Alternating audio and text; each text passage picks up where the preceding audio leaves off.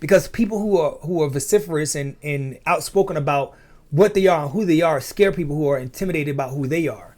So it happens like that. So it's like, no, don't talk like that. You tell children, don't say you're the best. Don't say you're trying to be the best. No, because you were never the best at anything. So you don't know what that feels like to have to keep waking yourself up. That it's an engine that keeps going and going, that makes you speak that way. Muhammad Ali was like, I'm the greatest of all time. People don't get it. When he fought Sonny Liston was worse than Mike Tyson. Cause Sonny Liston was like a thug. Like he was like he hit people so hard that it, like when he fought Floyd Patterson. Floyd Patterson was like the Mike Tyson of his time. He knocked out Johansson. Floyd Patterson knocked out Johansson and made his feet twitch. Goodness. It was crazy. This dude had a peekaboo style, just like Tyson, had a peekaboo style.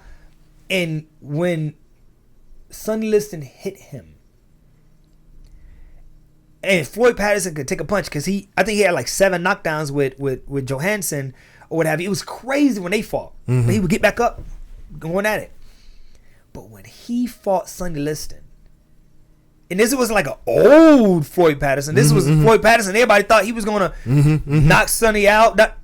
Sonny walked like it was like a hot knife through butter. Goodness, man. When Muhammad Ali fought him, they were like, yo, he might kill Muhammad Ali. Like they were like, they call him a Louisville lip, and all, they was like, yo, he's going to kill Muhammad Ali. Everybody was like, he's going to die. Not that he was going to, listen, they didn't think he was going to get beaten. They didn't go like, oh man, he's going to probably lose on points or get like knocked down. They was like, this dude, Sonny Liston, is going to kill. This guy's going to die in the ring. Muhammad Ali the whole time was like, no, I'm the greatest of all time. That's right. On what?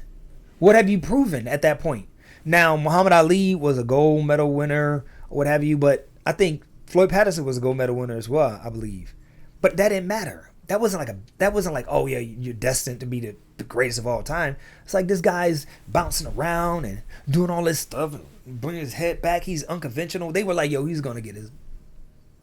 Then he went in there and beat that guy to the point where they made him, he quit. He didn't even get, Sonny Liston didn't even get knocked down.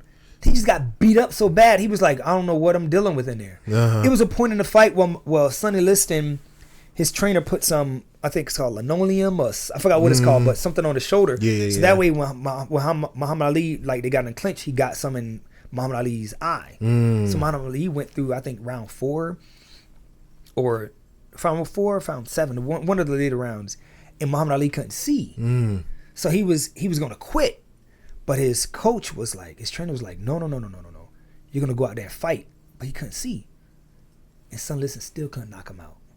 And then the next round, I think the round 7 or round 8, Muhammad Ali was beating him so bad, he didn't even get up. Sonny Liston was like, I don't know what I'm dealing with now.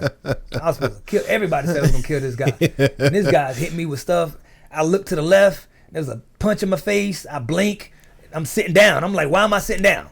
The fight was, the round was over, but he believed in himself so much. He was on it so much that it pushed him in training. It pushed him in his belief system, because there's a zone you go into when you're on it. And that zone is where a lot of us don't want to be in, because there's pressure.